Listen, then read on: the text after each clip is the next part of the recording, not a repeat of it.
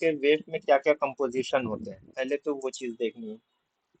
Hospital waste के composition क्या क्या होता है। तो यूजुअली हॉस्पिटल का जो डेली बेसिस पे जो वेस्ट निकलता है उसमें पेपर जो होते हैं वो 15%, प्लास्टिक 10%, रैक्स और दूसरे तरीके के जो वेस्ट है वो 15% है, मेटल शाफ्ट 1% है, अब इसमें नीडल्स वगैरह भी आएंगे ना, इन्फेक्शस वेस्ट 1.5%, ग्लास जो एम्प्यूल्स वगैरह हैं हॉस्पिटल से जनरेट हो रहा है वो 4%, और जनरल वेस्ट, अब वो जो वार्ड की स्वीपिंग हो रही है या हॉस्पिटल परमिसेस की स्वीपिंग हो रही है उससे, या फूड से जो वेस्ट निकल के आ रहा है वो सबसे ज्यादा उसका कंपोजिशन है अराउंड 53.5%।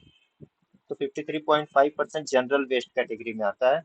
Infectious waste 1.5%। ये दो चीज जरूर याद रखिए, जनरल वेस्ट कितना है, मोर देन 50% यही है, 53.5%, और इन्फेक्शस वेस्ट 1.5%। इतना होता है हॉस्पिटल का डेली बेसिस पे जो वेस्ट निकल के आता है हॉस्पिटल से।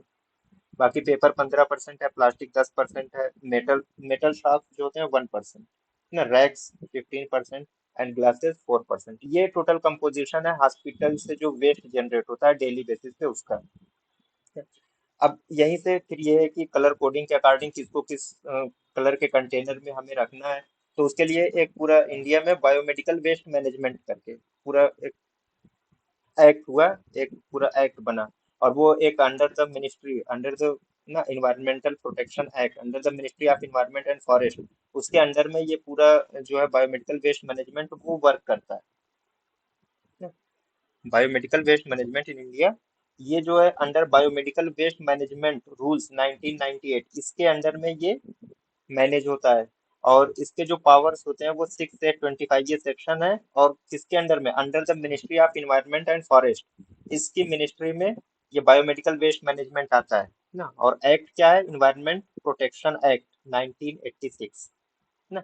इस एक्ट में जो ये सेक्शन है 6 8 25, इसमें जो पावर्स दिए गए हैं उस पावर्स को किसको ट्रांसफर किया गया, बायोमेडिकल वेस्ट मैनेजमेंट यानी मैनेजमेंट एंड हैंडलिंग रूल्स, ये निकल के आया था। ये बना था कब, 1998 में। और मिनिस्ट्री कौन सी है, इन्वायरमेंट एंड फॉरेस्ट, इस मिनिस्ट्री के अंडर में ये बायोमेडिकल वेस्ट मैनेजमेंट पूरा वर्क करता है।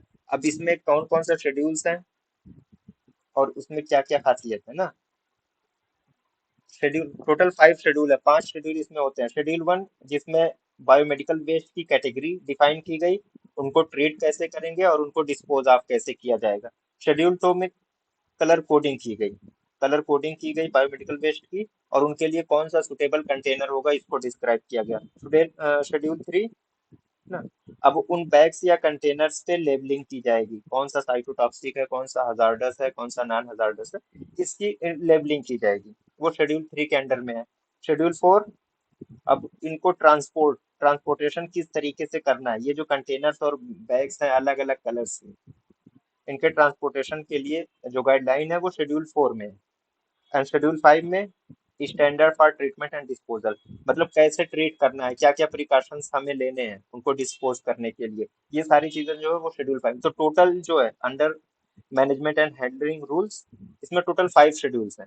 5 शेड्यूल है, और शेड्यूल 1 और शेड्यूल 2 ये बहुत इंपॉर्टेंट है, ये याद रखिएगा। शेड्यूल 1 में क्या है, कैटेगरीज है, बायोमेडिकल वेस्ट की कैटेगरीज है और उनको कैसे ट्रीट किया जाएगा। शेड्यूल 2 में कलर कोडिंग की गई है इनकी, कौन सा वेस्ट जो है किस कलर के कंटेनर में या प्लास्टिक बैग में उसको हम डिस्पोज ऑफ करेंगे, ये शेड्यूल 2 में था। और बाकी और शेड्यूल्स हैं ये भी, मगर शेड्यूल 1 और शेड्यूल 2 जो है ये याद रहना चाहिए। अब कौन कौन से मेडिकल बायोमेडिकल वेस्ट होते हैं, उनकी क्या क्या टाइप्स हैं जो हॉस्पिटल से जनरेट होते हैं, बहुत सारी इसकी टाइप्स है, बहुत सारी कैटेगरीज है। अगर ये दो याद हो गए, human anatomical waste and animal waste. Human anatomical waste कहाँ से निकल के आता है भाई, यूजुअली जो है ऑपरेशन के जरिए ना, ऑपरेशन के जरिए या एम्पुटेशन हो रहा है तो यहाँ से ह्यूमन वेस्ट। अब वेस्ट बहुत तरीके हैं, लेकिन एनाटॉमिकल क्यों कह रहे हैं, क्योंकि कोई एक बॉडी का पार्ट जो है वो रिमूव होके निकल रहा है। तो अब इसमें टिश्यूज है, आर्गन्स है, बॉडी पार्ट्स, एम्पुटेशन हो रहा है, कोई बॉडी का एक पार्ट निकल गया ना। आर्गन क्या है, आर्गन कौन सा रिमूव होता है, जीबी स्प्लीन है, अपेंडिक्स, हाँ, गॉल ये जो है ब्लैडर हो गया, गॉल सॉरी। ब्लैडर है, अपेंडिक्स है, स्प्लेनेक्टमी की जाती अपेंडिक्स। है ना। ये सारी चीजें जो है इनको रिमूव किया जाता है ना। तो जो भी आर्गन रिमूव किया जाता है वाया ऑपरेशन, वो किस में आएगा, ह्यूमन एनाटॉमिकल वेस्ट में आएगा। और बहुत सारी टिश्यूज है जिनको कटा, अब मान लीजिए बहुत सीवियर अगर ट्रॉमा हुआ है या क्रस्ट इंजरी है तो उसमें बहुत सारा जो टिश्यूज होती हैं उनको भी निकाला जाता है ना बॉडी से। तो ये human anatomical waste. Animal waste में ज्यादातर जो एनिमल से वेस्ट जो निकल के आता है, इसमें यूजुअली जो है, जो एक्सपेरिमेंटल एनिमल्स होते हैं ना, इनका वेस्ट होता है। अब जैसे हमारे यहाँ एनिमल्स कहाँ यूज होते हैं एक्सपेरिमेंट में? दो लेबोरेटरी जगह, वगैरह में लेबोरेटरी दवाओं कौन के से? टेस्ट ड्रग में। टेस्टिंग वाले जो होते हाँ हैं। ना। हाँ, तो जहाँ पे एनिमल स्टडी की जाती है, एनिमल स्टडी दो डिपार्टमेंट में हमारे यहाँ की जाती है, इल्मुल अदविया में और इल्मुल सैदला में, है ना। ये दो जगहों पे एनिमल स्टडीज की जाती है। तो यहाँ से फिर एनिमल सेक्रीफाइस की जाती है। जब इनकी स्टडी कंप्लीट हो जाती है तो फिर उसको सेक्रीफाइस का मतलब क्या है कि उनको एक प्रॉपर वे में उनको किल किया जाता है, फिर उनको डिस्पोज ऑफ किया जाता है। तो अब वो एनिमल वेस्ट में वो तब्दील हो गए। या फिर उनकी स्टडी करने के लिए जो अलग अलग हम आर्गन निकाल रहे थे, अलग अलग टिश्यूज निकाल रहे थे, उनकी स्लाइड तैयार कर रहे थे, या जैसे भी उनको उनका केमिकल एनालिसिस किया जा रहा था, तो वो जब एक बार जब वो वेस्ट की शक्ल में आ गया तो उनको कैसे डिस्पोज करना है, तो ये सारी चीजें जो है वो एनिमल वेस्ट में आ गया। फिर माइक्रोबायोलॉजी बायोटेक्नोलॉजी वेस्ट है, यानी जो लैब कल्चर से अब निकल के आ रहा है ना। माइक्रो ऑर्गेनिज्म का स्पेसिमेंस है, लैब में कल्चर्स हो रहे हैं, या वैक्सीन्स हैं लाइव हो ना, लाइव वैक्सीन से सेल कल्चर्स हैं, ह्यूमन के भी एनिमल के हैं ना, या बायोलॉजिकल टॉक्सिन्स के प्रोडक्शन से जो वेस्ट निकल के इसको हम कहते हैं माइक्रोबायोलॉजी या बायोटेक्नोलॉजी वेस्ट। अब वेस्ट शार्प कौन कौन से होते हैं? मेटल्स को इंक्लूड करके नीडल्स हैं, सिरिंजेस हैं, ब्लेड्स हैं, स्कालपेल्स हैं, ग्लास है, ये सारी चीजें जो है वेस्ट शार्प में आती हैं। डिस्कार्डेड मेडिसिन है, साइटोटॉक्सिक ड्रग्स है, outdated contaminated and discarded medicine इसमें। सॉइल्ड वेस्ट एक चीज होती है, सॉइल्ड एक होती है सॉलिड वेस्ट। इनमें क्या फर्क है?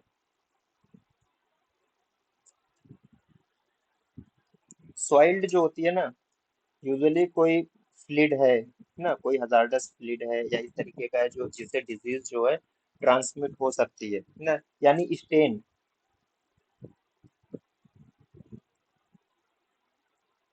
कपड़े गंदे हो जाते हैं ना, वो भी सॉइल्ड होते हैं, उनको भी हम कहते हैं स्टेन्ड हो गए। तो ये जो है सॉइल्ड वेस्ट, यानी ऐसे आइटम्स जो कंटामिनेट हो गए, किससे? ब्लड से, बॉडी फ्लूइड से। अब वो कौन कौन से आते हैं? कॉटन है, ड्रेसिंग है ना, या प्लास्टर कास्ट है, लिनेन है, बेडिंग से, ये सब सॉइल्ड आइटम्स में आएंगे। सॉलिड वेस्ट यानी डिस्पोजेबल आइटम्स जो हैं, ट्यूब है, कैथेटर्स है, आईवी सेट्स हैं, ये सारी चीजें। लिक्विड वेस्ट में अब लैब और लैब की वॉशिंग हो रही है, क्लीनिंग हो रहा है, वार्ड की क्लीनिंग हो रही है, या और दूसरी डिसइंफेक्टिंग एक्टिविटीज है, तो वहां से जो वेस्ट निकल के आ रहा है वो लिक्विड वेस्ट में आता है। इंसिनरेशन है, दैट मीन्स कि जब हम डिस्पोज ऑफ करते हैं, इंसिनरेट करते हैं, हाई टेम्परेचर पे उसको बर्न करते हैं, तो उससे लास्ट में क्या बचता है? राख, ऐश। तो वो चीज है। एंड लास्ट में केमिकल वेस्ट है ना। अब डिसइंफेक्शन के लिए या बायोलॉजिकल हम इंसेक्टिसाइड पेस्टिसाइड जो भी बना रहे हैं, तो उससे जो वेस्ट निकल के आ रहा है वो केमिकल वेस्ट की कैटेगरी में आता है। और यही सारे जो है बायोमेडिकल वेस्ट मैनेजमेंट की कैटेगरीज में सबको इंक्लूड किया गया। यूजुअली जो है ज्यादातर जो है वो हॉस्पिटल मैनेजमेंट से निकल के आ रहे हैं। अब इनको अलग अलग कलर कोडिंग के जरिए डिफाइन किया जाता है, इनको अलग अलग कलर कोडिंग में इनको, कि इनको ट्रीट करना है, इनको डिस्पोज करना है, तो अलग अलग कंटेनर में अलग अलग कैटेगरी के। वो यूजुअली पहले जो है एक कलर और यूज होता था, अभी तो चार कलर यूज हो रहे हैं, yellow, red, white and blue. Black को अब इसमें से निकाल दिया गया, ब्लैक कलर था, उसको अब निकाल दिया गया, तो चार कलर अब यूज होते हैं जो न्यू गाइडलाइन आई 2016 में उसके अकॉर्डिंग। तो उसमें पहला कलर जो है वो येलो कलर कोडिंग है, और इसमें सबसे ज्यादा वेस्ट जाते हैं ना। अगर हम ऑर्डर की बात करें, नंबर ऑफ वेस्ट जो कैटेगरीज अभी हमने पीछे देखी है, तो येलो कलर के कंटेनर में या येलो कलर के प्लास्टिक बैग भी यूज होता है येलो कलर का, तो इसमें सबसे ज्यादा वेस्ट को डिस्पोज ऑफ किया जाता है। कौन कौन से वेस्ट इसमें डिस्पोज ऑफ होंगे, यानी इस कंटेनर में या येलो कलर के प्लास्टिक बैग में कौन कौन से वेस्ट को हमें डिस्पोज करना है? तो पहले ये दोनों सबसे इंपॉर्टेंट है, human anatomical waste and animal anatomical waste. हमने देखा उसमें ह्यूमन एनाटॉमिकल वेस्ट में ह्यूमन पार्ट्स थे ना, ऑर्गन्स थे। एनिमल एनाटॉमिकल वेस्ट में क्या थे? एनिमल के जो सेक्रीफाइसिंग के बाद जो ब्लड है, या उनके टिश्यूज हैं, या बॉडी पार्ट्स है, या इवन होल एनिमल है आफ्टर डेथ, जो क्लिनिकल एग्जामिने जो लेबोरेटरी एग्जामिनेशन में जिन पे दवाओं पे रिसर्च हो रही थी, तो वो सारे एनिमल्स जो है उनका चाहे एज ए होल ले लीजिए या उनका कोई एनाटॉमिकल पार्ट ले लीजिए, वो सारे वेस्ट किस में डिस्पोज किए जाएंगे? येलो कलर के प्लास्टिक बैग में। अब इसका तरीका है, इसको ट्रीट और कैसे करेंगे और डिस्पोज कैसे करते हैं, ये बहुत जरूरी चीज है ना। तो यूजुअली जो है, चाहे ह्यूमन एनाटॉमिकल वेस्ट हो या एनिमल एनाटॉमिकल वेस्ट हो, इनको सबसे अच्छे जो ट्रीटमेंट मोडेलिटी है यानी डिस्पोज करने की, वो क्या है? इंसिनरेशन।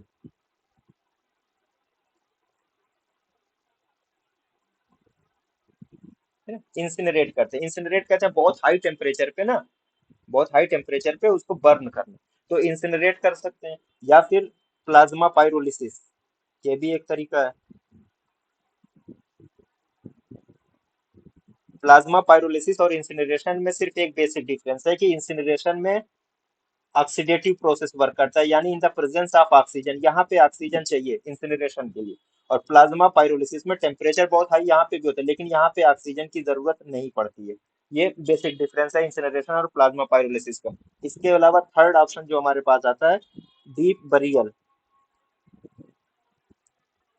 अब डीप बरियल में एक क्वेश्चन अक्सर पूछा जाता है कि मान लीजिए प्लेसेंटा है और पीएचसी पे, प्लेसेंटा है टीएचसी, इसको कैसे डिस्पोज ऑफ करेंगे? वैसे तो प्लेसेंटा कहाँ पे आ रहा है? ह्यूमन एनाटॉमिकल वेस्ट में है ना? तो आइडियल सिचुएशन क्या होनी चाहिए? इंसिनरेशन की होनी चाहिए। लेकिन पीएचसी पे क्योंकि इंसिनरेटर नहीं होते, वहां पे इंसिनरेटर अवेलेबल नहीं है, तो पीएचसी पे प्लेसेंटा को कैसे डिस्पोज ऑफ करेंगे? तो सबसे पहले इसको ट्रीट करते हैं किससे? ब्लीचिंग पाउडर से। इसको हम ट्रीट करेंगे किससे? ब्लीचिंग पाउडर से।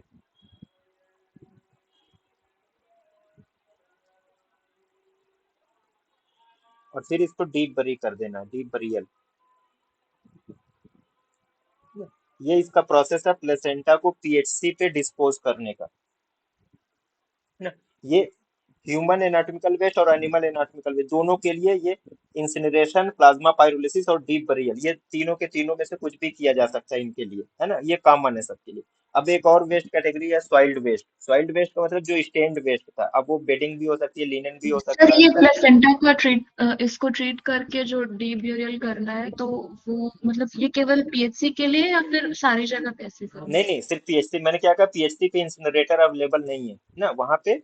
ये चीज ये चाहे इंसिनरेटर हो या प्लाज्मा पाइरोलिटिक हो, ये वहां पे अवेलेबल नहीं होते पीएचसी पे। यूजुअली रूरल एरिया है ना, तो वहां पे अभी अवेलेबिलिटी नहीं है। तो उसको ब्लीचिंग पाउडर से पहले ट्रीट किया जाता है, यानी डिसइंफेक्ट कर दिया हमने, और उसके बाद उसको जमीन के अंदर दफना देते हैं। ये सिर्फ और सिर्फ पीएचसी के लिए है। अदरवाइज जो है यूजुअली जो है इनको इंसिनरेट किया जाता है आमतौर से हायर सेंटर्स पे ना। और एनिमल एनाटॉमिकल वेस्ट के लिए भी यही तीनों प्रोसेस होंगे, इंसिनरेशन, प्लाज्मा पाइरोलिसिस और डीबरियल। अब आइए सॉइल्ड वेस्ट। सॉइल्ड वेस्ट में हमने पढ़ा जो बहुत सारी चीजें थी सॉइल्ड वेस्ट में, क्या क्या कॉमन चीजें आ रही थी?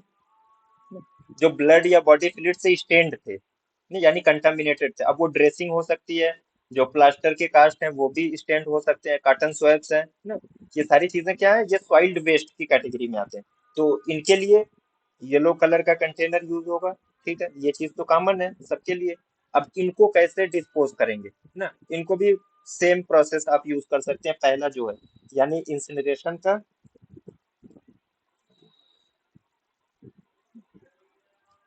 इंसिनरेशन, प्लाज्मा पाइरोसिस, डीप बरियल, ये तो मतलब यूनिवर्सल है येलो कलर की कोटिंग के लिए, है ना? अब इसके अलावा भी दूसरे तरीके जिनसे किया जा सकता है, लाइक ऑटोक्लेविंग।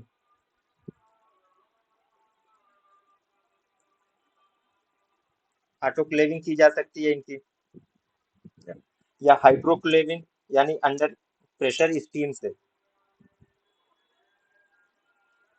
हाइड्रोक्लेविंग भी की जा सकती है। अब एक बार हमने इसको ऑटोक्लेव कर लिया, हाइड्रोक्लेव कर लिया, देन जो सॉइल्ड वेस्ट है, अब इनको और क्या करना है? इसके बाद अगला प्रोसेस जो है वो श्रेडिंग या म्यूटिलेशन का है, यानी इनको पीसेज में ब्रेक डाउन करना है ना। अगर हम ऑटोक्लेविंग या हाइड्रोक्लेविंग कर रहे हैं, तो उसके बाद इनको श्रेडिंग या म्यूटिलेशन भी करना है। ये चीजें कर सकते हैं सॉइल वेस्ट के लिए। देन अब इसी येलो कलर की कैटेगरी में, येलो कंटेनर में और क्या क्या जाएगा? एक्सपायर्ड डिस्कार्डेड मेडिसिन है या केमिकल वेस्ट है। केमिकल वेस्ट में क्या क्या आ रहा था?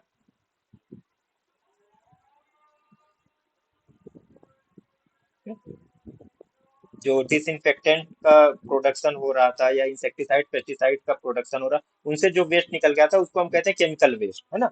तो केमिकल वेस्ट को डिस्पोज कैसे करेंगे, या एक्सपायर्ड या डिस्कार्डेड मेडिसिन है, इसमें अब ये सारी, इसके लिए भी इंसिनरेशन तो है ही, इंसिनरेट कर देंगे, है ना, बहुत हाई टेम्परेचर पे इसको डिस्पोज ऑफ किया जा सकता है। तो हो गया इंसिनरेशन। एक टर्म और इसमें आता है इनकैप्सुलेशन।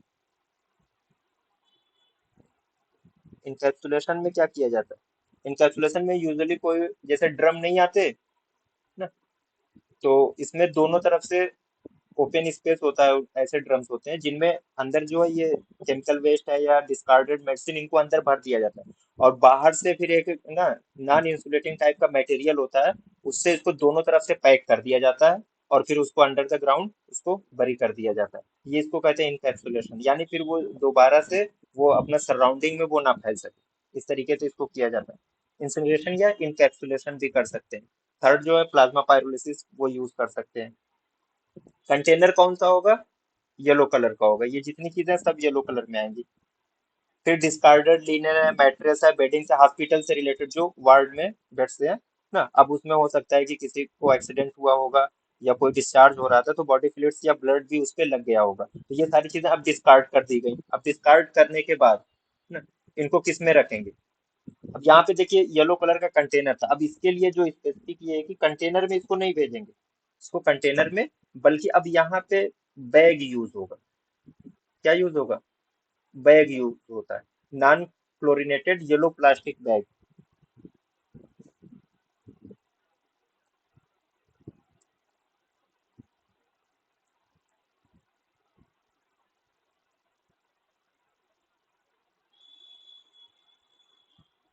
इसमें रखते हैं इसको, डिस्कार्डेड लिनन मैट्रेस या बेडिंग्स हैं, तो इनको non chlorinated yellow plastic bags में इनको रखते हैं, है ना। तो अब इसके लिए क्या करना है, कैसे करेंगे। पहले तो इनको केमिकल डिसइंफेक्शन इनका होगा। सबसे पहले इनको क्या करेंगे, डिसइंफेक्ट करेंगे।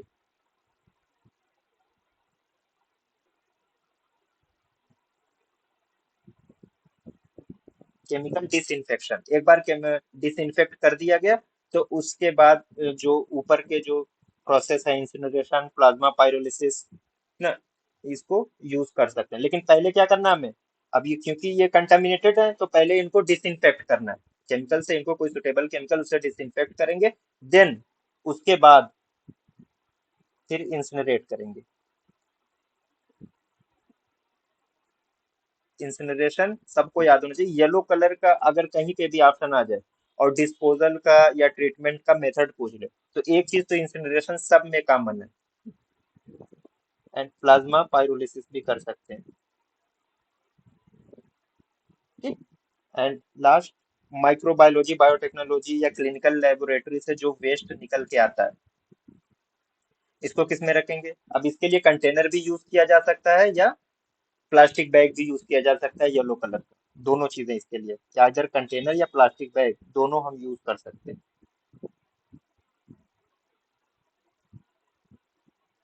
एंड ट्रीटमेंट कैसे करेंगे, पहले इसको फिर से, अब क्योंकि ये लेबोरेटरी से वेस्ट है, तो डायरेक्टली इनको डिस्पोज ऑफ नहीं किया जाए, बल्कि पहले इनको क्या करेंगे, प्री ट्रीट किया जाता है इनको। डिस्पोज ऑफ करने से पहले इनको प्री ट्रीट करते हैं केमिकल से, उसके बाद फिर इंसिनरेशन, यानी सेम प्रोसेस, केमिकल डिसइंफेक्शन, फिर जाके उसको इंसिनरेशन, ये इसका ट्रीटमेंट मोडेलिटी है।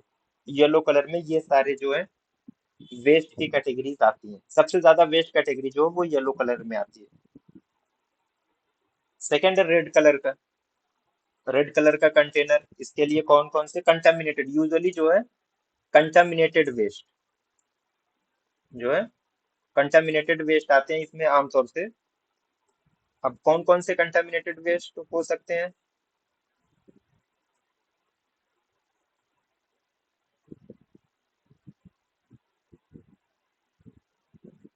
कि भाई बॉडी फ्लूइड से, ब्लड से, या कोई और दूसरा बॉडी से डिस्चार्ज हो रहा है, उसे ग्लव्स। अगर जो, हाँ, तो वो सारी चीजें जो है वो इसी के अंडर में आएंगी, जो भी कंटामिनेट हो गई हैं। अब यहाँ पे भी कंटामिनेटेड वेस्ट है, ठीक। इसको कैसे करेंगे, इसको एक तो कंटेनर आप रेड कलर का आपके सामने है, रेड कलर के कंटेनर में इसको रखना है। अब आइदर कभी कभी होता है ना कि प्लास्टिक बैग भी यूज होता है, कंटेनर अगर अवेलेबल नहीं है तो प्लास्टिक बैग भी यूज किया जा सकता है, रेड कलर का ही प्लास्टिक बैग रहेगा या रेड कलर का कंटेनर होगा। अब इसको अलग अलग तरीके से इसको कर, अब ये चीजें हैं, इसको ट्रीट कैसे करेंगे। फर्स्ट इसको ऑटोक्लेव करते हैं। यानी पहला मेथड जो है वो ऑटोक्लेविंग का है, या हाइड्रोक्लेविंग,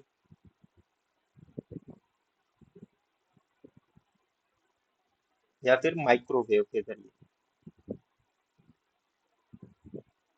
माइक्रोवेव, ये तीन तरीके से इसको इनिशियल स्टेज में इसको ट्रीट करते हैं।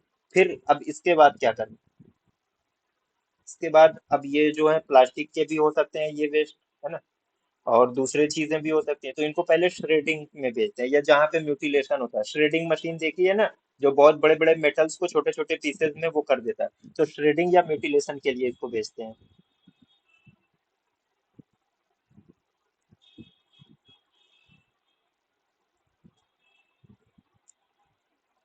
श्रेडिंग या म्यूटिलेशन हो गया, एंड देन इसके बाद अब जब छोटे छोटे पीसेस में ये हो गया, तो अब क्या कर सकते हैं, इसको रिकवरी करेंगे यहाँ से। किस चीज की रिकवरी करेंगे, लाइक प्लास्टिक है या दूसरा कोई मेटल है, तो उससे उसी से रिलेटेड दूसरी चीज बन सकती है बाद में रिसाइकलिंग के लिए, है ना? तो यहाँ से उसको रिसाइकलिंग वाले जितने भी मटेरियल्स होते हैं उनको रिकवरी कर ली जाती है ना? ये जो है रेड कलर में तरीके से। और क्योंकि कंटामिनेटेड है तो कंटामिनेशन को दूर करने के लिए पहले इन्हीं के प्रोसेस से, ऑटोक्लेविंग है, हाइड्रोक्लेविंग या माइक्रोवेविंग है, इससे पहले इसके कंटामिनेशन को खत्म किया जाता है, फिर उसको श्रेडिंग या म्यूटिलेशन करते हैं, और लास्ट में रिकवरी कर लेते हैं। रिकवरी में रिसाइकलिंग के लिए प्लास्टिक है तो उसको प्लास्टिक के उसमें भेज देते हैं, मेटल्स है तो मेटल वाले में भेज देते हैं। ये रेड कलर का था, बहुत सिंपल, बहुत कम है इसमें। अब एक बैग आता है व्हाइट कलर का, यूज होता है यूजुअली जो है व्हाइट कलर में ना, कंटेनर कम बैग ज्यादा यूज होता है। और जो व्हाइट कलर का बैग या कंटेनर होता है ये ट्रांसलूसेंट होता है। कैसा होता है, ट्रांसलूसेंट। ट्रांसलूसेंट का मतलब ये है कि ये लाइट तो इसके अंदर आर पार हो सकती है, बट इसके अंदर की जो चीज है वो ना पूरी तरीके से विजिबल नहीं होगी। ट्रांसलूसेंट में पैकिंग में दिखेगा कुछ है, लेकिन वो 100% उसकी विजिबिलिटी नहीं होती अंदर से, उसे हमें पूरा एग्जैक्ट नहीं पता चल पाएगा कि इसके अंदर है क्या एक्चुअल में। तो उसको हम कहते हैं ट्रांसलूसेंट, है ना। इसमें ज्यादातर जो है वेस्ट शार्प को रखा जाता है। जो व्हाइट ट्रांसलूसेंट बैग या कंटेनर है, इसमें वेस्ट शार्प इंक्लूडिंग मेटल्स ना। अब वेस्ट शार्प्स जो हैं कौन कौन से थे, नीडल्स हैं, सिरिंजेस हैं। कौन सी सिरिंजेस, सिरिंज तो वैसे तो प्लास्टिक कंटेनर में, प्लास्टिक में आते हैं सिरिंजेस। ये जो फिक्स्ड नीडल वाली सिरिंजेस आती हैं, फिक्स्ड नीडल वाली, जिसमें नीडल फिक्स्ड होती है, एक बार यूज करके उसको हमें डिस्पोज ऑफ कर देना होता है, उसके नीडल को हम उससे अलग नहीं कर सकते। तो फिक्स्ड नीडल वाली सिरिंजेस हैं, नीडल्स हैं, या फिर जो टिप कटर आते हैं उसकी से जो नीडल्स को कट किया जाता है, स्कालपेल्स हैं, ब्लेड्स हैं ना, या दूसरा कोई भी कंटामिनेटेड शार्प ऑब्जेक्ट है ना, जो क्या कर सकता है, पंक्चर या कट लगा सकता है कहीं पे भी, तो उसको किस में रखते हैं हम, व्हाइट ट्रांसलूसेंट बैग या कंटेनर। ये पंक्चर प्रूफ होता है। ये कैसा होता है, ये इस तरीके का बनाया जाता है, ये पंक्चर प्रूफ होता है, इससे जो अगर कोई भी मेटल होगा तो इसको पंक्चर नहीं कर पाएगा।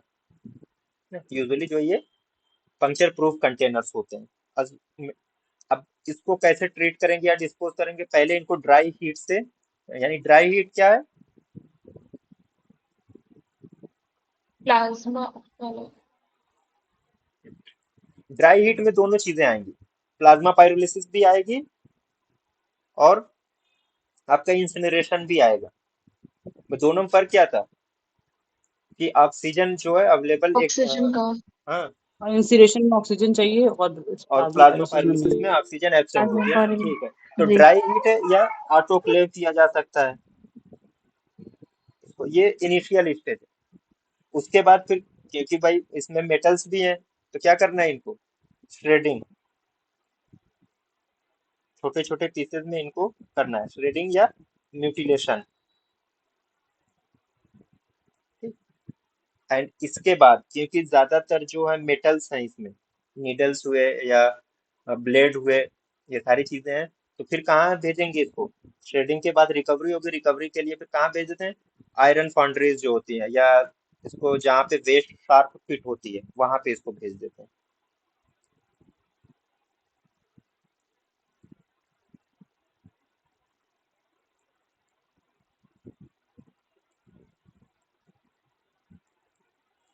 प्रॉपर डिस्पोजल के लिए इनके ना, तो ये इसका प्रोसेस है। वाइट बैग में, वाइट ट्रांसलूसेंट बैग होता है, ये tamper proof, puncture proof, leak proof होता है।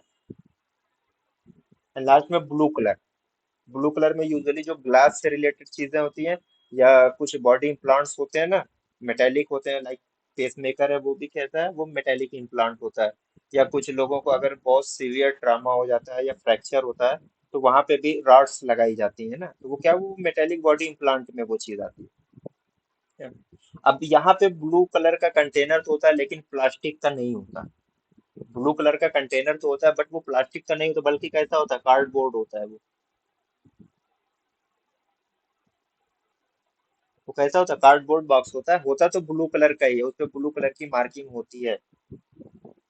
अब ये जो इस पे सब पे देखिए एक चीज लगी हुई है ना, ये इसको ध्यान में रखिए, इसको बायो हजार्ड कहते हैं। ये क्या है, ये बायो हजार्ड का सिंबल है। और कभी कभी एक सिंबल इस तरीके से भी बन के आता है।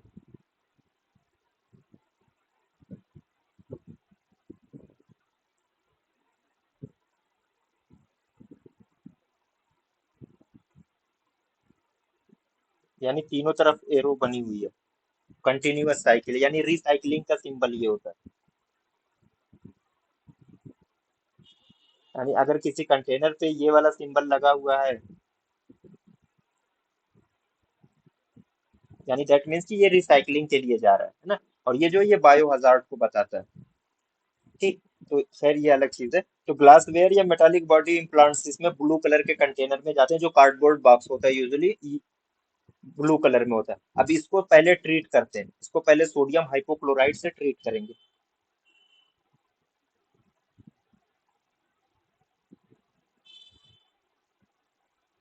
सोडियम हाइपोक्लोराइड से ट्रीट करते हैं या फिर हाइड्रोक्लेव के जरिए, हाइड्रोक्लेविंग, एंड देन रिसाइकलिंग के लिए इसको भेज दिया जाए। ठीक, फिर इससे इसकी रिसाइकलिंग हो जाती है। तो ये सिंबल है बायो हजार्ड का सिंबल, रखिएगा, क्या पता एग्जाम में। सर सोडियम क्या बताया आपने सर? सोडियम हाइपोक्लोराइड, हाइड्रोक्लोर। हाइपो हाइपो पी है, हाइपोक्लोराइड, सोडियम हाइपोक्लोराइड या हाइड्रोक्लेव के जरिए पहले इसको प्री ट्रीट करते हैं और उसके बाद इसको रिसाइकलिंग के लिए भेज दिया जाता है। ब्लू कलर में ग्लासवेयर या मेटेलिक बॉडी इम्प्लांट्स आते हैं। तो ये सबसे ज्यादा किस में आ रहे हैं, येलो कलर में। और येलो कलर में भी दो तीन चीजें बहुत इंपॉर्टेंट है, like human anatomical waste and animal anatomical waste, ये जरूर याद रखिएगा। और इसी में डिस्कार्डेड मेडिसिन भी आती है जो एक्सपायर्ड हो जाती है।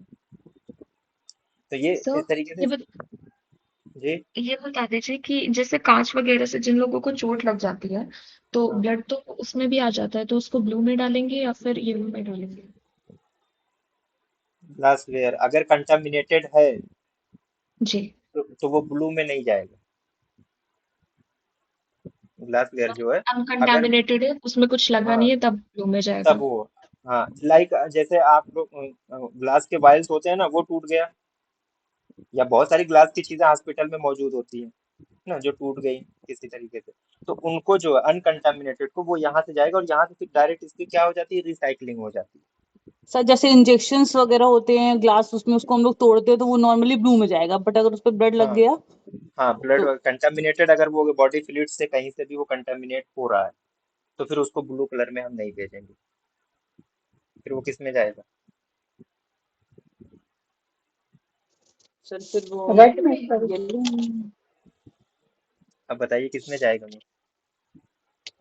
रेड में जाएगा sir, red contaminated colour, red होता है रेड ना, कलर, क्योंकि कंटामिनेटेड जितने भी है ना, कंटामिनेटेड इस तरीके वो रेड कलर में जाता है ना, रेड कलर का प्लास्टिक बैग हो आइधर, या रेड कलर का कंटेनर हो उसमें जाता है। ये बेसिक डिफरेंस है। और मेटालिक बॉडी इम्प्लांट्स में दो तीन चीजें हैं, पेस मेकर है या रॉड जो लग जाती है ट्रामा के बाद कहीं पे भी अगर फ्रैक्चर हो रहा है बहुत ज्यादा, तो कुछ बॉडी के इम्प्लांट्स होते हैं, तो वो भी अगर निकल के आ रहा है तो उसको हम फिर ब्लू कलर में भेजते हैं और उसको पहले सोडियम हाइपोक्लोराइड से वो ट्रीट होगा, हाइड्रोक्लेविंग के जरिए भी उसको ट्रीट कर सकते हैं, फिर उसको रिसाइकलिंग के लिए भेज दें क्योंकि वो मेटल है, वो फिर से रिसाइकलिंग के लिए वो यूज हो जाएगा। तो ये सारी चीजें थी। अब कुछ प्रोसेस है जो ट्रीटमेंट सर जो मोडेलिटीज हम बार सिलिकॉन इम्प्लांट्स होते हैं वो सारे, कौन से सिलिकॉन के जो इम्प्लांट्स होते हैं वो भी इसमें ही जाएंगे? सिलिकॉन का कौन सा इम्प्लांट है? तो ब्रेस्ट इम्प्लांट्स भी सिलिकॉन के होते हैं, और वो लिप फिलर्स में जो यूज करते हैं प्लास्टिक सर्जन्स वो।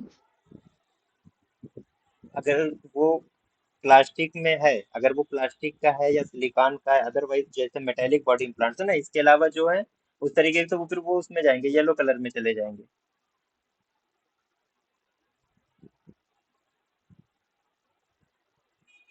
अगर वो सॉइल में आ गए, सॉइल के वेस्ट में आ गया, या फिर यूजुअली अगर सिलिकॉन का है तो वो एक तरीके से वो ह्यूमन एनाटॉमिकल वेस्ट में भी उसको हम शामिल कर सकते हैं। उसके अलग से कोई कैटेगरी यहाँ पे नहीं दी हुई है।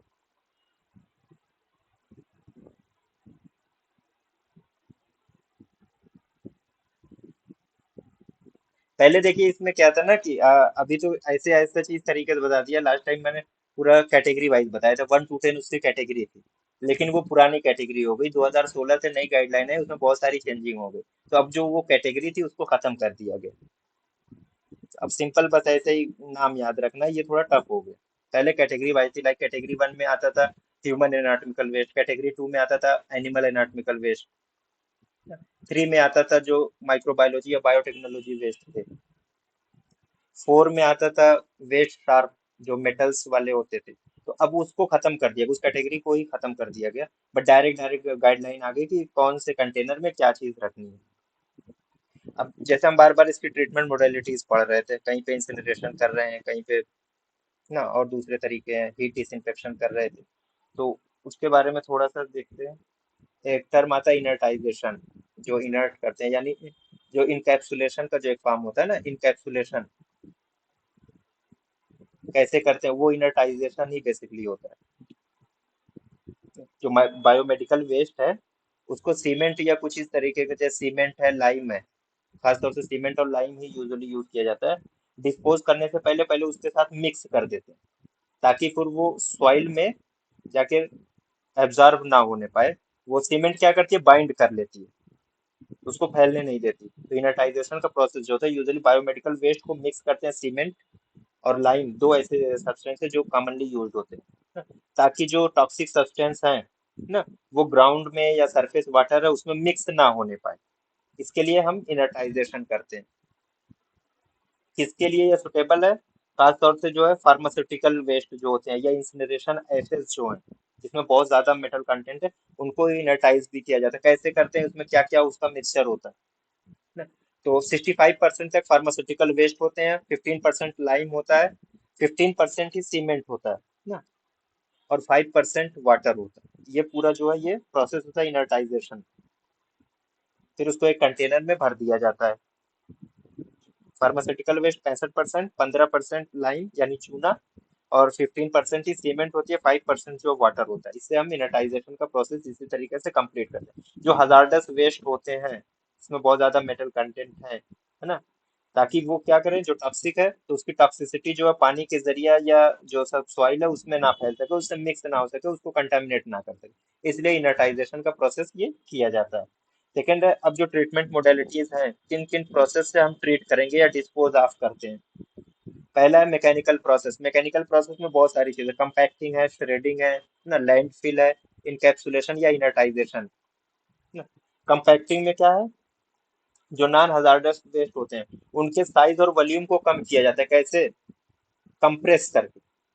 अब कहीं पे आप देखते हैं ना, बहुत सारी चीजें रखी हुई होती हैं, तो हम क्या करते हैं, उसको कंप्रेस करते हैं, तो थोड़ा सा जगह और मिल जाती है हमें। तो यूजुअली जो है ये नॉन हजार्डस वेस्ट के लिए यूज किया जाता है, कंपैक्ट करने का जो है। श्रेडिंग का मतलब स्मॉल पीसेज में ब्रेक करना है ना, breaking the material into small pieces.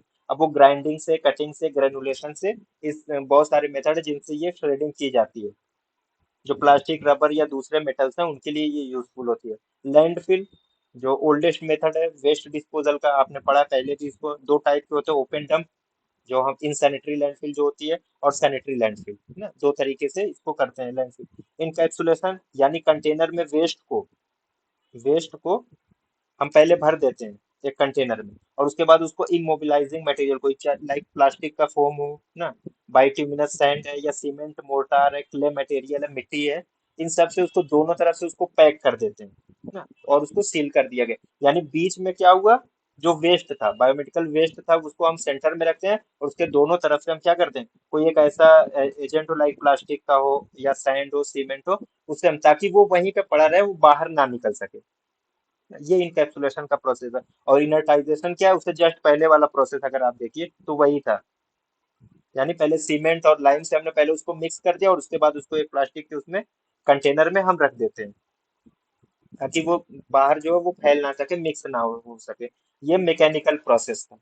अब एक प्रोसेस जो कॉमनली यूज होता है हॉस्पिटल के लिए, वो है थर्मल प्रोसेस। सबसे ज्यादा यही यूज होता है, खासतौर से जो सर्जिकल प्रोसीजर जो होते हैं। सर्जिकल प्रोसीजर में जो सर्जरी के जो वो होते हैं, टूल्स होते हैं, जो नाइफ हुई, ब्लेड हुआ, स्कालपेल हुआ, तो उनको यूजुअली जो है कैसे वो किया जाता है, डिसइंफेक्ट किया जाता है।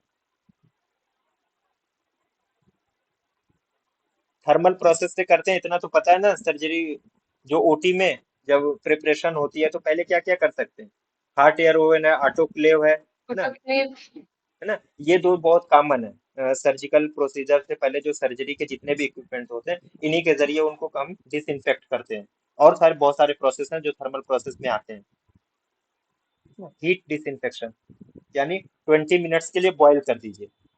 20 मिनट्स के लिए उसको सिर्फ बॉईल कर दीजिए नॉर्मली, तो वो उसको हम कहते हैं हीट डिसइंफेक्शन। और खास तौर से जो शार्प्स हैं या प्लास्टिक वेस्ट है, उनके प्री ट्रीटमेंट के लिए इसको यूज किया जाता है, हीट डिसइंफेक्शन को, जिसमें बॉइलिंग करते हैं 20 मिनट के लिए। दूसरा heart air oven, heart air oven ना। अब अगर बहुत हाई प्रेशर पे, हाई टेम्परेचर पे अगर हम किसी चीज को रख रहे हैं, हॉट एयर ओवन, यानी अगर 160 डिग्री सेंटीग्रेड पे आप रख रहे हैं ओवन में, तो वो क्या करेगी, स्टेरिलाइजेशन तो करेगी ही करेगी, साथ में म्यूटिलेट कर देती है, यानी फ्रेगमेंटेशन कर देती है, उसको टुकड़ों में तब्दील कर देगी। और खासतौर से किसके लिए यूज हो रहा है, ग्लास वेयर, पाउडर्स या दूसरे आयल्स के लिए, जो स्टीम से इम्परमेबल है, स्टीम से नहीं हो सकते, तो उनको हॉट एयर ओवन में रखते हैं। ऑटोक्लेव कॉमनली यूज्ड है खासतौर से सर्जरी से पहले, जो सर्जरी ओटी में जो सर्जिकल इक्विपमेंट है, सर्जिकल ड्रेस है, उनको डिसइंफेक्ट करने के लिए यूज होता है यूजुअली। लेकिन और भी जगहों पे इसको यूज करते हैं, स्टीम स्टरलाइजेशन अंडर प्रेशर, है ना। अब कैसे, वेस्ट को किस हीट पे रखते हैं, 121 टू 135 डिग्री सेंटीग्रेड पे वेस्ट को जो है ऑटोक्लेव में रखते हैं। फिर आता है हाइड्रोक्लेव, हाइड्रोक्लेव। अब यहाँ पे भी जो टेम्परेचर है ऑलमोस्ट सेम है, हाइड्रोक्लेव में भी टेम्परेचर जो है वो ऑलमोस्ट सेम होता है। ऑटोक्लेव में जो होता है वो ड्राई हीट होती है, और हाइड्रोक्लेव में जो है वो मॉइस्ट हीट होती है। माइक्रोवेव, अब माइक्रोवेव में क्या है, रेडिएशन के जरिए ना, एक फिक्स फ्रीक्वेंसी और वेवलेंथ है जो यूज की जाती है। हजार्डस वेस्ट है, उसमें फ्रीक्वेंसी क्या है, 2450 मीटर हर्ट्ज की फ्रीक्वेंसी, और वेवलेंथ 12.24 नैनोमीटर की वेवलेंथ यूज होती है। तो वेस्ट डिस्ट्रक्शन कैसे होता है, बाई कंडक्शन ऑफ हीट। सिर्फ नाम याद रखिएगा, यही बहुत है। और फिर इंसिनरेशन का एक प्रोसेस है, जो बड़े बड़े हॉस्पिटल्स में इसको यूज करते हैं ना, high temperature dry oxidation process. अब ये क्या करता है, ड्राई ऑक्सीडेशन प्रोसेस है, बहुत हाई टेम्परेचर पे, यूजुअली 1000 या उससे अबव टेम्परेचर यूज किया जाता है। तो ये जो वेस्ट है उसका वॉल्यूम और वेट बाई 70% तक जो है, वॉल्यूम और वेट को ये रिड्यूस कर देता है इंसिनरेशन का प्रोसेस। वेस्ट को अराउंड जो है दो दो तरीके का इसमें चैम्बर होता है, फर्स्ट एंड सेकंड चैम्बर। पहला जो है 850, दूसरा जो है 1050, इतना टेम्परेचर होता है उसमें इंसिनरेशन में, उसके जो चैम्बर्स होते हैं। एंड प्लाज्मा आर्क, इसमें जो है ना, आयोनाइज्ड गैस को यूज किया जाता है, जैसे ऑक्सीजन वेल्डिंग देखा है ना, वेल्डिंग जो करते हैं ऑक्सीजन के जरिए ना, तो दैट इज प्लाज्मा आर्क, है ना। तो at high temperature causes gasification and molecular dissociation of organic waste. अब यहाँ पे जो हीट है वो 2000 डिग्री सेंटीग्रेड की हीट पे वेस्ट को रखा जाता है, उसको प्लाज्मा आर्क के जरिए डिसइंफेक्ट किया जाता है, या यूं कह लीजिए कि डिस्पोज ऑफ कर रहे हैं, थर्मल प्रोसेस, ये सारी चीजें। एंड गामा रेडिएशन, खासतौर से जो मेडिकल इक्विपमेंट्स है, क्लॉथिंग है, उनको अगर रीयूज करना है तो उसके लिए बहुत अच्छा एक तरीका है गामा रेडिएशन, यानी गामा रेस को यूज किया जाता है। फिर आता है केमिकल प्रोसेस। केमिकल प्रोसेस में दो चीजें होती है कॉमनली, एक डिसइंफेक्टेंट होता है, एक एंटीसेप्टिक होता है। बहुत बेसिक सा डिफरेंस है दोनों में।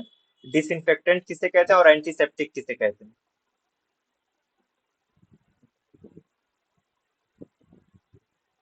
देखिए, दोनों का लगभग फंक्शन जो है सेम है, डिसइंफेक्टेंट का भी और एंटीसेप्टिक का। फर्क ये है कि जो डिसइंफेक्टेंट होता है यूजुअली जो हम कहाँ पे इसको अप्लाई करते हैं, इनएनिमेट ऑब्जेक्ट्स। सरफेसेस पे।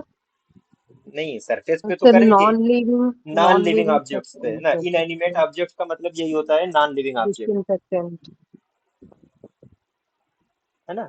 नॉन लिविंग ऑब्जेक्ट्स हैं, सरफेस है, टेबल्स हैं, यहाँ पे आप जब हम यूज करेंगे तो वो डिसइंफेक्टेंट होता है। एंटीसेप्टिक जो है स्किन पे, है ना, लीविंग स्पॉट्स, लिविंग हाँ। टिश्यूज पे, हाँ। तो वहां पे इसकी खास तौर से जो है एंटीसेप्टिक जो यूजुअली अप्लाई कहाँ पे होते हैं, स्किन पे ही अप्लाई किया जाता है इनको। तो ये बेसिक सा डिफरेंस था दोनों का। डिसइंफेक्टेंट क्या है? Is a chemical agent which destroys और inhibits growth of pathogenic microorganism in non sporing और वेजिटेटिव स्टेट। अब कहाँ पे इसको अप्लाई करते हैं? these are applied to inanimate objects and materials like instruments है, सरफेस है ना, ताकि इन्फेक्शन वहां से ना फैल सके, वहीं पे उसको कंट्रोल कर लेना है। ये तो डिसइंफेक्टेंट है। सेकंड है एंटीसेप्टिक्स। अब ये भी एक क्या है, डिसइंफेक्टेंट की ही टाइप है ना। कहाँ पे ये माइक्रो ऑर्गेनिज्म की ग्रोथ को रोक रही है? On living tissues.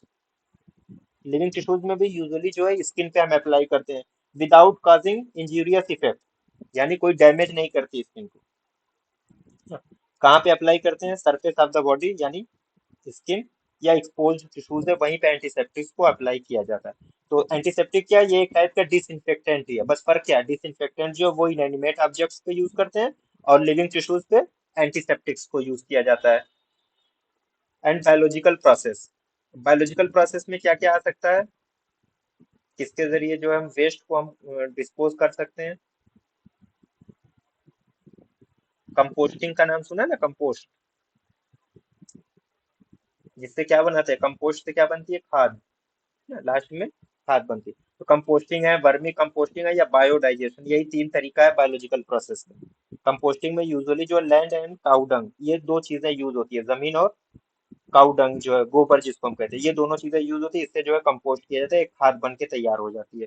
दूसरी चीज इसी में एक चीज और ऐड कर दीजिए, वर्मी कंपोस्टिंग, यानी बाकी चीजें तो यही थी, कंपोस्टिंग वाला मटेरियल था, उसमें अर्थवर्म को ऐड कर दीजिए तो वो चीज हो जाती है वर्मी कंपोस्टिंग, है ना।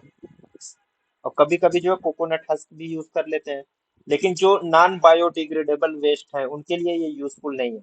वर्मी कंपोस्टिंग जो होती है, जो अर्थवर्म जब यूज होंगे वहां पे, तो वो जो बायोडिग्रेडेबल वेस्ट जो होते हैं उन्हीं के लिए ये यूज करते हैं। नॉन बायोडिग्रेडेबल वेस्ट है उनके लिए ये यूजफुल नहीं होता। एक थर्ड है बायोडाइजेशन। लाइक जो किचन वेस्ट है, किचन वेस्ट से आपने अक्सर सुना होगा कि वहां से मीथेन गैस बनाई जाती है, मीथेन गैस बनाते हैं। फिर वो क्या करती है, वो कुकिंग के लिए यूज की जाती है ना। तो वो बायोडाइजेशन जो एक टैंक होता है, जो किचन के वेस्ट को एक प्रॉपर एक तरीके से वेल कुआं बनाया जाता है, जो ऊपर से पूरा ढका हुआ होता है, वहां पे उसको सब्जेक्ट किया जाता है ना।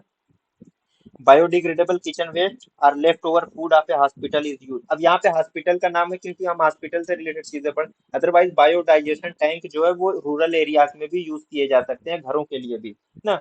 This leads to production of manure and methane. अब मीथेन जो है, मीथेन गैस जो है, वो कुकिंग प्रोसेस के लिए भी यूज की जाती है। Useful for rural health care institution, वहां पे जहाँ पे इंसिनरेशन का प्रोसेस नहीं है वहां पे बायोडाइजेशन भी यूज किया जा सकता है। ये सारे प्रोसेस थे बायोमेडिकल वेस्ट मैनेजमेंट से रिलेटेड। अब इंसिनरेशन के बारे में थोड़ा सा देखिएगा, इंसिनरेशन है क्या? It is a high temperature dry oxidation process. और इस प्रोसेस के जरिए क्या होता है, अप टू 70 to 80% जो वेस्ट होता है वो बाई वॉल्यूम एंड वेट जो है वो रिड्यूस हो जाता है, यानी 70 से 80% तक उसका जो वॉल्यूम है या वेट है वो कम हो जाता है बाई इंसिनरेशन। और इसके लिए प्री ट्रीटमेंट की जरूरत नहीं पड़ती, डायरेक्टली हम इसको एक्सपोज आप कर सकते हैं हाई टेम्परेचर पे। लेकिन इसका एक डिसएडवांटेज है, जब आप किसी चीज को जलाएंगे तो वहां से एक चीज तो निकलनी ही निकलनी है, स्मोक, है ना।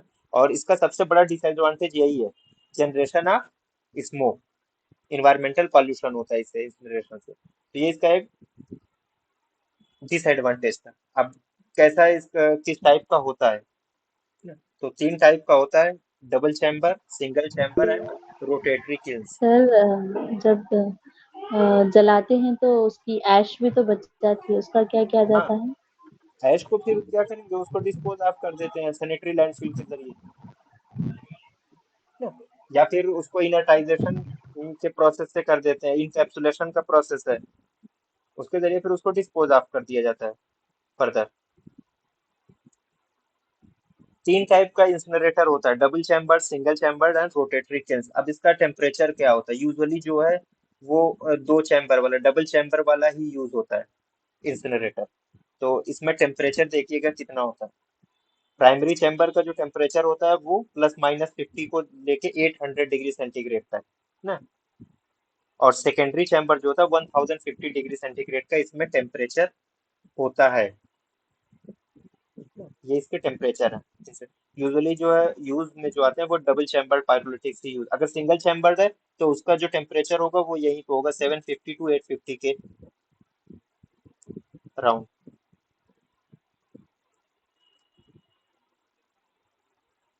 ये इंसिनरेशन का प्रोसेस है। अब जो है इंसिनरेटर जो आ रहे हैं रिसेंट में, अब वहां पे जो रिकमेंडेशन है टेम्परेचर की, वो ये है कि मोर देन 1200 डिग्री सेंटीग्रेड का टेम्परेचर होना चाहिए। ये रिकमेंडेड है करेंटली कि इंसिनरेटर्स में 1200 से ज्यादा का टेम्परेचर होना चाहिए। अब जो वेस्ट होते हैं किनको इंसिनरेट करना है हमें, कौन कौन से वेस्ट हैं जो इंसिनरेट हो सकते हैं, तो उनकी कुछ कैरेक्टरिस्टिक्स भी हैं। लाइक उनका हीटिंग वॉल्यूम कम होना चाहिए, यानी हीट करने के बाद वो उनका वॉल्यूम कम हो जाए। सर कंबस्टिबल आपने मैटर क्या बताया अभी की रिकमेंडेशन कितनी है जो आ रहे हैं ट्वेल्व इंस्टिट्यूटर्स हंड्रेड उनकी? 1200 से अबव टेम्परेचर रिकमेंडेशन है कि इतना होना चाहिए इंसिनरेटर में। और जो डबल चैम्बर जो यूज होते हैं उसमें पहले का जो है वो 800 है, +-50 डिग्री सेंटीग्रेड के साथ। और सेकंड चैम्बर का जो है वो 1050 डिग्री सेंटीग्रेड है, +-50 के साथ। लेकिन जो रिकमेंडेशन है वो ये है कि 1200 डिग्री सेंटीग्रेड से ज्यादा का टेम्परेचर होना चाहिए इंसिनरेटर्स में। अब ये जो कैरेक्टरिस्टिक है वेस्ट की, कि किनको हम इंसिनरेट करेंगे, तो ऐसे वेस्ट जिनका हीटिंग वॉल्यूम कम हो, उसमें कंबस्टिबल मैटर यानी जलने वाला मैटर कितना हो, मोर देन 60% हो। नॉन कंबस्टिबल सॉलिड जो हो वो लेस देन 5% हो। और फाइन्स मतलब बहुत छोटी छोटी चीजें नॉन कंबस्टिबल जो है वो लेस देन 20% होनी चाहिए। और उसका मॉइस्चर कंटेंट कितना होना चाहिए, 30% से कम का होना चाहिए। ये इसकी कैरेक्टरिस्टिक है कि इनको हम इंसिनरेट कर सकते हैं ऐसे वेस्ट को। और कौन कौन से ऐसे वेस्ट है जिनको इंसिनरेट नहीं करना है हमें, तो ऐसे कंटेनर जिसमें गैस जो है प्रेशर के साथ भरी हुई है, या जो केमिकल वेस्ट है जो रिएक्टिव है ना, यानी हजार्डस केमिकल वेस्ट हैं, या जिसमें सिल्वर या रेडियोग्राफिक वेस्ट हैं, हैलोजिनेटेड प्लास्टिक्स हैं, पीवीसी पाइप्स जो यूज होती हैं। वेस्ट विद हाई मर्करी या कैडमियम कंटेंट, जिनमें मर्करी या कैडमियम कंटेंट बहुत ज्यादा, उनको भी इंसिनरेट नहीं किया जाएगा। जो हैवी मेटल्स के एम्प्यूल्स होते हैं सील्ड है, उनको भी इंसिनरेट नहीं करेंगे, वो बर्स्ट कर जाएंगे। शार्प मटेरियल जो है, शार्प जो होते हैं उनको श्रेडिंग के लिए भेजा जाता है, उनको इंसिनरेट नहीं किया जाता है। और साइटोटॉक्सिक ड्रग्स हैं, इनको भी इंसिनरेट यूजुअली नहीं किया जाता है ना। तो मरकरी के लिए एक अलग से गाइडलाइन है कि मरकरी को क्या करें।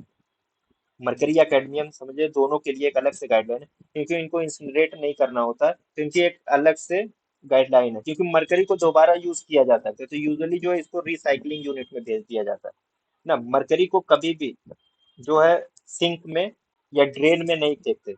ऐसा नहीं कि इसको ड्रेन कर दीजिए या बहा दीजिए पानी से, कभी नहीं, never dispose it in sync या ड्रेन। क्योंकि मरकरी से डिजीज बहुत कॉमन थी मरकरी के उसमें, जब हम पढ़ेंगे टॉक्सिकोलॉजी में, मिनीमाटा बे डिजीज, वो सिर्फ और सिर्फ जो मरकरी के कंटामिनेशन, पानी में कंटामिनेशन था मरकरी का, तो इसलिए कहते हैं कि मरकरी को कभी भी ड्रेन नहीं करते। और इसको एज ए हजार्डस वेस्ट इसको हम डिस्पोज करते हैं, और दूसरे किसी भी ऑर्गेनिक या इनऑर्गेनिक वेस्ट के साथ इसको कंबाइन नहीं करते, क्योंकि ये रिएक्ट कर जाएगी ना। और इसको कभी ड्रेन या सिंक में नहीं भेजेंगे, तो क्या करेंगे, इसको एज ए रिसाइकलिंग यूनिट, इसको रिसाइकिल किया जाता है, तो इसको हमेशा जो है रिसाइकलिंग यूनिट्स में भेज देते हैं, वहां से फिर से ये रिसाइकिल होकर फिर से यूज होती है। ये मरकरी की अलग से गाइडलाइन थी। तो ये बायोमेडिकल वेस्ट मैनेजमेंट से रिलेटेड था। किन कैटेगरीज में कौन से वेस्ट जाएंगे, उनको कैसे ट्रीट करना है, कुछ कैरेक्टरिस्टिक्स भी हैं इंसिनरेशन की खास तौर से। अब मरकरी के लिए अलग से गाइडलाइन थी। अब एक चीज और है, बहुत छोटा सा टॉपिक है, 2-3 स्लाइड का, वो है सोशियो इकोनॉमिक स्केल ना। उदय पारिक और कुप्पू के बारे में सबने सुना होगा। ये स्केल्स होते हैं, इनके बारे में देखिएगा, इनकी स्कोरिंग की जाती है। कौन कौन से स्केल्स यूजुअली यूज होते हैं, रूरल के अलग है, अर्बन के अलग है। रूरल में कौन कौन से, मॉडिफाइड कुप्पू स्वामी स्केल है, Kulshrestha scale, Srivastava scale and Jalota scale, ये चारों स्केल जो है ये अर्बन सोशियो इकोनॉमिक स्केल में आते हैं। रूरल के लिए चार इसमें भी है, उदय पारिक, मॉडिफाइड बीजी प्रसाद ना, रघुकर स्केल एंड शिरपुरकर स्केल। ये जो है ये rural socio economic status scales हैं। स्टूडेंट्स के लिए एक अलग से स्केल बना, भारद्वाज स्केल। स्टूडेंट की कंडीशन क्या होती है उनके सोशियो इकोनॉमिक स्टेटस के लिए भारद्वाज स्केल था। और कुछ नॉन इंडियन स्केल भी हैं ना, हॉलिंगशेड यानी occupational based scale and Henderson scale. तो ये हमारे लिए उतना इम्पोर्टेंट नहीं है। अर्बन और रूरल स्केल जो है ये इम्पोर्टेंट है। और इसमें से भी अगर हम बात करें तो यूजुअली जो एग्जाम में पूछा जाता है या पहले पूछा गया है ना, यूएम का जब अलग से होता था या एमयू का होता था, तो या तो मॉडिफाइड कुप्पू-स्वामी स्केल के बारे में पूछ लिया जाता है या उदय पारिक स्केल के बारे में पूछा जाता है। तो मॉडिफाइड कुप्पू स्वामी स्केल के बारे में देखिए, अर्बन फैमिलीज के लिए ये स्केल है, उनके सोशियो इकोनॉमिक स्टेटस को जानने के लिए तीन पैरामीटर है जिन पे ये बेस्ड होता है। और वो तीन पैरामीटर क्या क्या है? एक तो educational status of the head of the family, occupation of head of family and income of the family per month. अब यहाँ पे देखिए बहुत बेसिक सा डिफरेंस है। Occupation of the head of the family यानी फैमिली का जो हेड है उसकी क्या ऑक्यूपेशन है, और पर मंथ जो है फैमिली की इनकम कितनी है। हो सकता है फैमिली में कुछ और लोग भी जो है अर्निंग वाले हों, बट जो है पर मंथ पूरे एज ए होल फैमिली की कितनी इनकम है उसके लिए स्कोरिंग है 1 to 12 स्कोर है। हेड ऑफ द फैमिली का ऑक्यूपेशन क्या है उसके लिए 1 to 10 की स्कोरिंग है। एंड एजुकेशन स्टेटस क्या है हेड ऑफ द फैमिली का उसके लिए स्कोरिंग जो 1 to 7 है।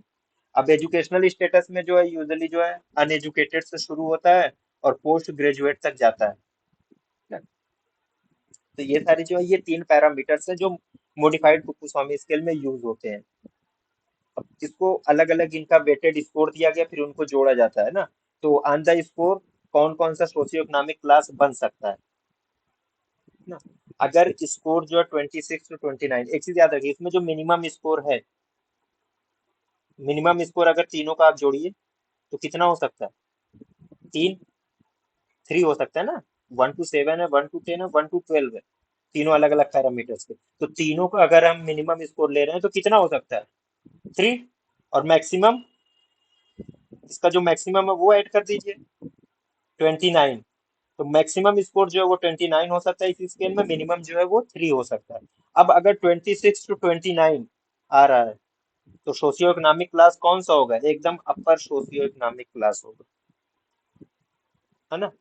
और अगर 16 to 25 स्कोर आ रहा है तो अपर मिडिल, एंड 11 to 15 आ रहा है, 11 से 15 आ रहा है तो लोअर मिडिल। मिडिल क्लास को दो तरीके से डिवाइड कर दिया गया।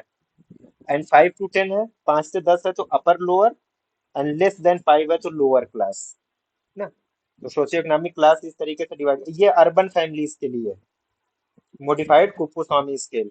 तो यूजुअली जो है इसको अगर ना भी याद रखिए तो इसके जो पैरामीटर्स हैं वो याद होना चाहिए, और मिनिमम और मैक्सिमम स्कोर क्या है और किसके लिए यूज होता है, अर्बन फैमिलीज के लिए। ये तीन चार चीजें जो है कुप्पू-स्वामी स्केल में याद होनी चाहिए। सेकंड है उदय पारिक स्केल। उदय पारिक स्केल किसके लिए है? रूरल फैमिलीज के लिए। अब जो, हाँ रूरल फैमिलीज के लिए। और जो बेसिक डिफरेंस है उदय पारिक और कुप्पू स्वामी स्केल में, कुप्पू स्वामी स्केल में क्या चीज थी? इनकम थी। वहां पे income of the family per month वो एक स्केल था जिसपे मैक्सिमम स्कोरिंग वहीं से आ रही थी, 1 to 12 की स्कोर था वहां पे। ये जो उदय पारिक स्केल है रूरल फैमिली के लिए, इसमें जो है इनकम को नहीं रखा गया, इनकम इसमें इंक्लूड नहीं की गई। यानी पैरामीटर जो है 9 पैरामीटर है बट इनकम इंक्लूडेड नहीं, इनकम को एक्सक्लूड कर दिया गया है ना। It is not dependent on income. 9 parameters इसमें यूज होते हैं उदय पारिक स्केल में रूरल फैमिलीज के लिए। कौन कौन से हैं? Caste, occupation, education, land, social participation, family members, house, farm power, material possession. Material possession में क्या चीज आएगी? गांव के लोग हैं उनके लिए मटेरियल पोजेशन में क्या आ सकता है? ट्रैक्टर। मटेरियलिस्टिक चीज। सोना, हाँ, गोल्ड। है ना, गोल्ड वगैरह है, ट्रैक्टर्स हैं, जैसे एग्रीकल्चर से रिलेटेड जितने भी मटेरियल इक्विपमेंट इनके पास हैं वो मटेरियल पोजीशन में आएंगे। या लिव स्टॉक ना, जो लिव स्टॉक्स होते हैं। अब लिव स्टॉक्स में क्या यूजुअली जो बुलक्स होंगे, भैंस होंगी, है ना, काउज हो पेट गई, एनिमल्स। है ना, पेट एनिमल्स जो यूजुअली होते हैं, है ना। फार्म पावर है, लैंड है, ये सारी चीजें खेती से रिलेटेड है ना। घर कैसा है, कच्चा है या पक्का है, कितना बड़ा है, कैसा है, वो सारी चीजें, फैमिली में कितने मेंबर हैं ना, एजुकेशन कितनी है उनकी, कास्ट कौन सी है, कास्ट बेस्ड जो है वो उदय पारीख है। अगर कोई ये भी क्वेश्चन बन जाए कि कौन सा सोशियो इकोनॉमिक स्केल जो है वो कास्ट बेस पे है, तो वो उदय पारीख स्केल है, रूरल फैमिलीज के लिए आता है। अब इसके लिए भी सोशियो इकोनॉमिक क्लास बनाया गया, तो लेकिन यहाँ थोड़ा सा अलग क्लास दे दिया गया। वहां पे जो क्लास की गई थी वो अपर क्लास ना, upper middle lower middle, upper lower and lower था। यहाँ पे ऐसा नहीं, यहाँ पे बस first second third fourth degree socio economic class में इसको डिवाइड कर दिया गया था, है ना। स्कोर, मैक्सिमम स्कोर जो यहाँ पे होता है वो 46 का होता है। यहाँ पे जो मैक्सिमम स्कोर है वो 46 का होता है, और मिनिमम स्कोर जो है वो 5 होता है यहाँ पे ना। तो बेस्ड ऑन दिस स्केल, इस स्केल की बुनियाद पे अगर किसी का स्कोर मोर देन 43 आ रहा है तो उसका जो रूरल सोशियो इकोनॉमिक क्लास होगा वो फर्स्ट क्लास का होगा। सेकेंड क्लास जो आती है वो 33 टू 42 स्कोर पे आती है, एंड 24 टू 32 है तो ये थर्ड क्लास है, 13 टू 23 है फोर्थ क्लास है, एंड लेस देन 13 अगर किसी का स्केल है, स्कोर है, तो वो फिफ्थ क्लास में आएगा। उसका सोशियो इकोनॉमिक क्लास कौन सा होगा, वो फिफ्थ क्लास का होगा ना। यहाँ पे middle, upper middle, lower middle इस तरीके से इसको डिवाइड नहीं किया जाता है। ये तो था कि ये जो रूरल स्केल था उदय पारेख का, ये it is not dependent on income. एक और स्केल है रूरल में ही, रूरल फैमिलीज के लिए यूज होता है, जो मंथली इनकम पे डिपेंड करता है। और जो किस पे डिपेंड करता है, मंथली इनकम पे वो डिपेंड करता है। वो जो स्केल है उसको हम कहते हैं, यहीं पे देखिएगा, वो बीजी प्रसाद स्केल है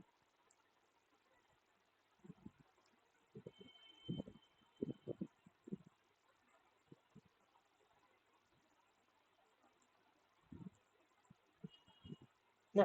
तो ये जो बीजी प्रसाद सोशियो इकोनॉमिक स्केल है, ये डिपेंड करता है किस पे, पर कैपिटा मंथली इनकम पे।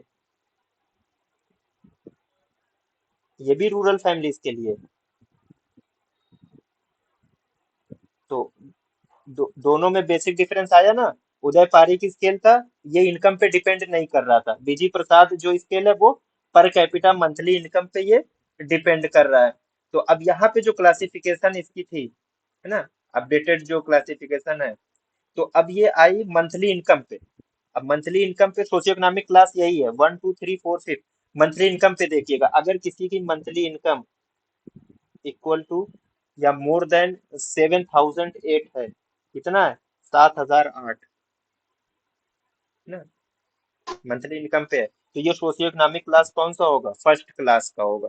और अगर 3500 टू 7000 तक है,